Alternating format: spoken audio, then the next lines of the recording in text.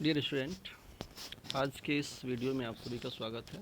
आज की video class 5th Hindi second part 20 doctor father कामिल Bulcke से लिया गया है। और इस पार्ट में हम डॉक्टर फादर कामिल बुल्के की जीवन के बारे में जानेंगे।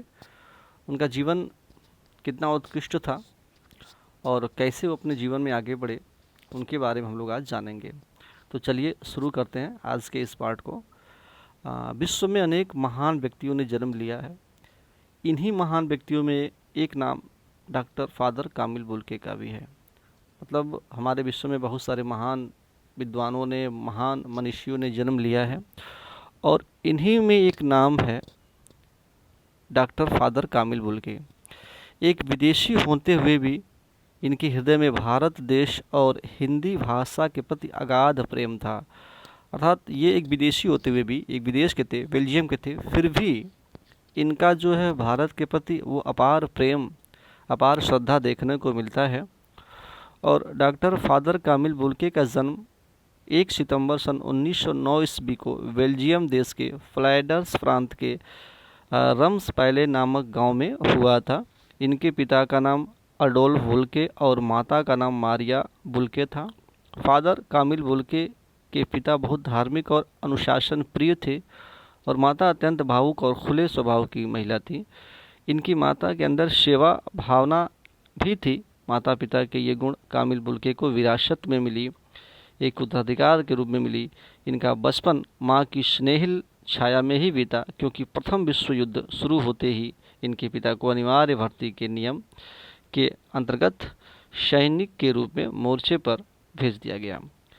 मतलब अगर कहा जाए तो इनका जीवन जो है बहुत अच्छा नहीं रहा। हालांकि इनका जो प्रभाव जो है इनके माता पिता के इनके जीवन में बहुत ज़्यादा पड़ा। इनका जन्म जो बेल्जियम में हुआ था और 1 सितंबर 1909 ईस्वी में हुआ था। और इनके जो माता पिता के गुण हैं इनको एक विरासत के रूप में, उत्तराधिकार के रूप में मिला था। और उस समय विश्व युद्ध शुरू हुआ था, प्रथम विश्व युद्ध 1914 ईस्वी में। तो उस समय ये शासन का नियम था कि प्रत्येक परिवार से एक व्यक्ति को सेना में जाना है युद्ध के लिए, लड़ने के लिए। तो उस नियम के तहत इनके पिता को भी सैनिक के रूप में मोर्चे पर भेज दिया गया, उस सेना के टुकड़ी में भेज दिया गया। फादर कामिल बुल्के 4 भाई बहन थे। उनके सिवा जूलियन, गैब्रियल और रॉबर्ट। बच्चों में सबसे बड़े होने के कारण कामिल बुल्के को माँ को सबसे अधिक प्रिय थे। इनके व्यक्तित्व पर इनकी माता का प्रभाव सर्वाधिक था। इसके बाद इन पर जिसका सर्वाधिक प्रभाव था वह थी गांव की मदर सुपीरियर गेरट्रूड। उन्होंने शिशु बुल्के से कहा था, भगवान से सन्यासी बनने का वरदान मांगना। फादर कामिल बुल्के की प्रारंभिक शिक्षा मदर गेरट्रूड के कॉन्वेंट में हुई और मिडिल तक शिक्षा नगर पालिका की विद्यालय में हुई। मतलब फादर कामिल बुल्के के जो भाई बहन थे वो 4 भाई बहन थे इनको लेकर के, और ये सबसे बड़े थे। और बड़े होने के नाते ये अपनी माँ को बहुत प्रिय थे और इनके व्यक्तित्व पे इनकी माता का बहुत ही सर्वाधिक प्रभाव पड़ा। और जो एक प्रभाव पड़ा वो इनके एक टीचर की, जिनका नाम था मदर सुपीरियर गेरट्रूड। उनका भी इनके जीवन पर बहुत ज़्यादा प्रभाव पड़ा और उन्होंने अपनी जो प्रारंभिक शिक्षा है वो वहीं से शुरू किया और गांव से ही शुरू किया और मिडिल तक उन्होंने शिक्षा नगर पालिका विद्यालय में किया।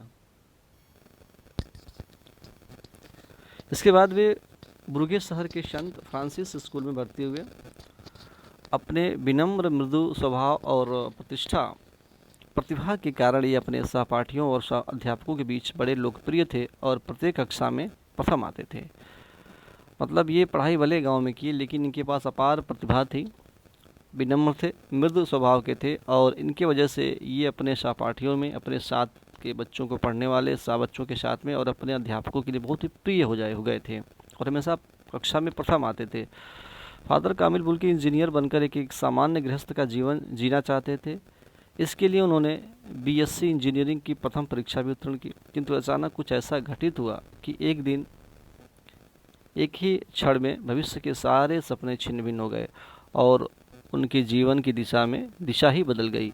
इस घटना का विवरण उन्होंने स्वयं दिया है शाम का समय था। परिवार के सब लोग बाहर गए थे और मैं फुटबॉल खेलकर लौटा और एक पुस्तक पढ़ रहा था। अचानक पुस्तक के पृष्ठ पर बिजली सी कौंधी और आलोक में उसके आलोक का मतलब होता है यहाँ पे प्रकाश में, मैंने ये जान लिया कि मुझे संन्यास ग्रहण करना है। इसके लिए वे ड्रैगन नगर के जेसुइट नव शिष्यालय में 23 सितंबर सन 1930 ईस्वी को भर्ती हो गए। यहाँ पर वे 2 वर्ष रहकर आगे की धर्म शिक्षा के लिए नीदरलैंड के जर्मन जेसुइट संस्थान चले गए। इसके बाद वे ब्रदर बन गए। यहीं पर उन्होंने भारत में रहकर धर्म कार्य करने की इच्छा प्रकट की। उनकी यह इच्छा जानकर धर्माधिकारियों ने उन्हें भारत भेज दिया और नवंबर सन 1936 ईस्वी में वे भारत के मुंबई शहर पहुँचे और वहाँ से रांची आ गए। इन्हें विज्ञान के अध्यापक के रूप में दार्जिलिंग भेजा गया, लेकिन वहाँ से ये बीमार होकर पुनः रांची लौट आए। इसके बाद गुमला में, जो झारखंड में है, इन्हें अध्यापन कार्य करने के लिए भेजा गया। गुमला में रहकर ब्रदर कामिल बुल के हिंदी भी सीखने लगे। इसके लिए वे हिंदी की कक्षाओं में अपने को विद्यार्थियों के साथ सबसे पिछली कक्षा पंक्ति में बैठकर पढ़ने लगे। इनके हिंदी प्रेम को देखते हुए अधिकारियों ने इन्हें हिंदी पढ़ने के लिए हजारीबाग के सीतागढ़ भेज दिया। वहाँ पर पंडित बद्रीनारायण शास्त्री से हिंदी सीखी। सन 1940 ईस्वी में हिंदी साहित्य सम्मेलन प्रयाग की विशारद परीक्षा पास की। सन 1941 ईस्वी में ये ब्रदर से फादर बन गए और फादर कामिल बुल के कहलाने लगे। इन्होंने इलाहाबाद विश्वविद्यालय से सन 1947 ईस्वी में हिंदी से एमए तथा राम कथा उत्पत्ति विकास मिशन पर डी.फिल की उपाधि प्राप्त की। फादर कामिल बुल्के की हिंदी इतनी अच्छी थी कि बड़े बड़े विद्वान आश्चर्यचकित हो जाते थे। वे धर्म कार्य करते हुए आजीवन हिंदी की सेवा करते रहे।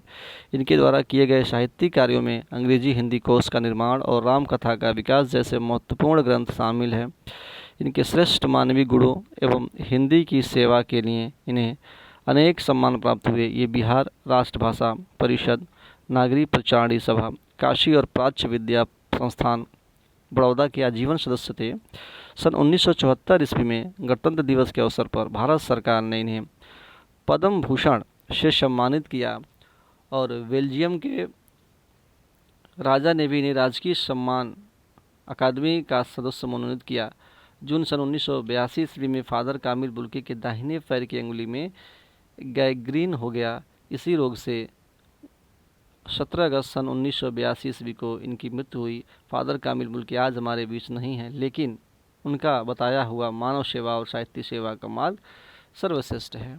अर्थात डॉक्टर फादर कामिल बुल्के आज हमारे बीच में नहीं है, लेकिन अपने कर्तव्यों के द्वारा, अपने क्रियाकलापों के द्वारा, अपने विचारों के द्वारा आज हम सभी लोगों के मन में व्याप्त हैं।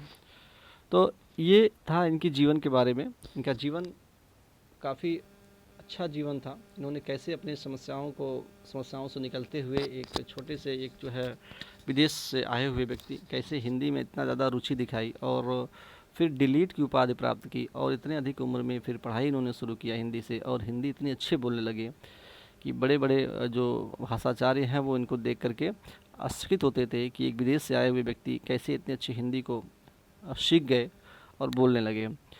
तो ये रहा है आज का पाठ।